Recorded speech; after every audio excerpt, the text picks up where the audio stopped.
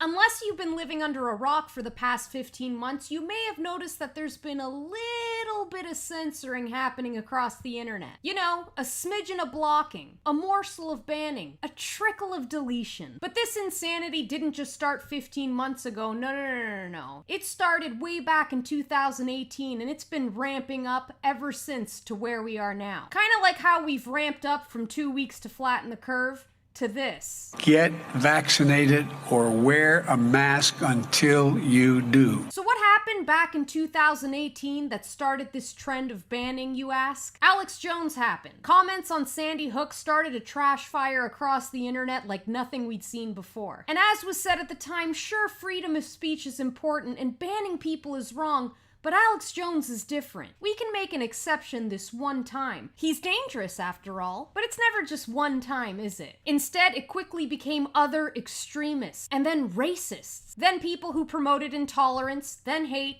and so on and so forth. That one-time exception eventually even reached the President of the United States. So after all of that, who's left?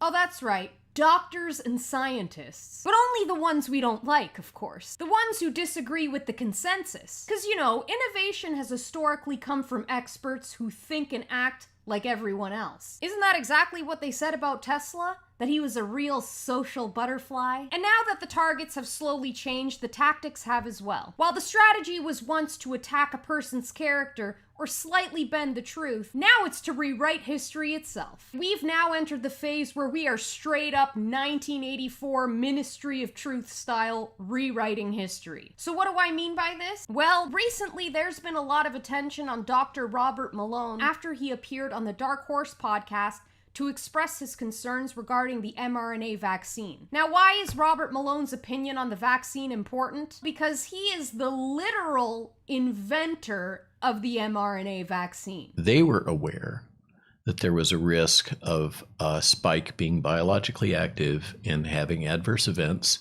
if it did not stay stuck to the cells that were transfected, that got the RNA and made it.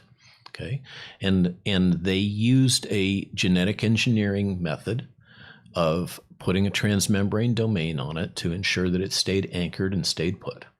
And they did limited non-clinical studies to say, looks like it stays stuck. Right. We engineered it to stay stuck. They did, and they published that. Here's the thing: specially engineered. That's generally not good enough in a non-clinical data package. So before we get a product released to use in humans, in the normal situation where we're not in a rush, we have some really rigorous tests that have to be done in animals.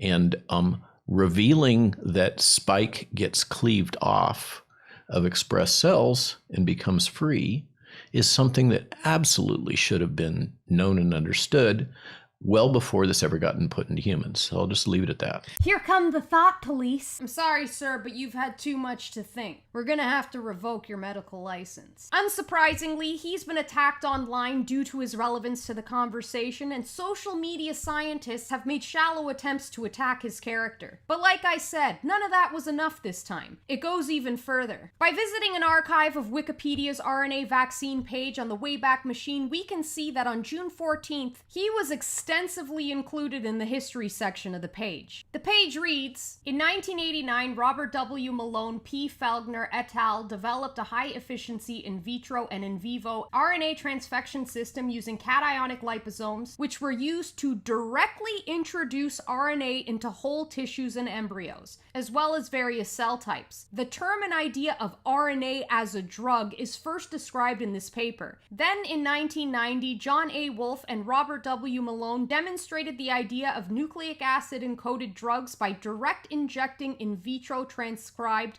mRNA or plasmid DNA into the skeletal muscle of mice which express the encoded protein in the injected muscle. These studies were the first evidence that in vitro transcribed mRNA could deliver the genetic information to produce proteins within living cell tissue. The first mRNA vaccine experiments were carried out by P. Felgner, J. Wolfe, G. Rhodes, R.W. Malone, and D. Carson P. They completed a number of mRNA vaccination studies that resulted in 9 patents on mRNA vaccination, with a shared priority date of March 21st, 1989. Fast forward 2 days later and just 5 days after the release of the podcast, and the entry has been changed to remove his name and downplay his involvement. In 1989, researchers at the Salk Institute, the University of California, San Diego, and Vikel published work demonstrating that mRNA using liposomal nanoparticle for drug delivery could transfect mRNA into a variety of eukaryotic cells. In 1990, the University of Wisconsin reported positive results where naked or unprotected mRNA was injected into the muscle of mice. These studies were the first evidence that in vitro transcribed IVT mRNA could deliver the genetic information to produce proteins within living cell tissue. The use of RNA vaccines goes back to the 1990s. The in vitro demonstration of mRNA in animals was first reported in 1990, and the use of mRNA for immunization was proposed shortly thereafter. In 1993, Martinin demonstrated that liposome-encapsulated RNA could stimulate T cells in vivo, and in 1994, Zhu and Berglund published the first evidence that RNA could be used as a vaccine to elicit both humoral and cellular immune response against pathogens. Since this June 16th edit to remove Robert's name, further revisions and edits have been made to leave the page a ghost of what it once was. Hungarian biochemist Katalin Karikó is now praised as the pioneer of mRNA vaccines. And why would that be? Well, because she's the senior vice president of BioNTech. You know, the creator of the Pfizer-BioNTech vaccine. I imagine that it really wouldn't bode well for BioNTech to acknowledge the actual inventor when he vehemently disagrees with how this technology is currently being used. She also just so happens to be a Hungarian communist spy, but that's a topic for another video. Now, what makes this all especially concerning isn't really Robert Malone's contribution to this scientific discovery. What makes it especially concerning is that this entry is not only discrediting him, but this is revisionism of history. The literal rewriting of someone out of their own scientific discovery. Maybe someday, if we find a journal where Einstein espoused something that we don't quite like, we'll witness some more of this revisionism to history. And rightfully so. Because history doesn't belong to those who make it, it belongs to those who publish it. You know, a lot of people say dating is so much harder right now during COVID, but I actually feel like it would be a lot easier. Like, I mean, you could see a person on an online dating profile with a mask on their face and you already know 90% of their values. You know their values, and you know their political beliefs, you know probably their religious beliefs. Your odds are already pretty good. You know, when I was online dating, I had to look for little clues to figure out if somebody was an idiot. I had to look for little things, you know, like if a guy mentioned anything about his love for tacos or avocados, or if he said he liked hiking. I mean, I live in the middle of the city. Where the fuck are all these people hiking? These people all say they're hiking, and then you meet them, and you know, they have very maternal bodies. These men have hips.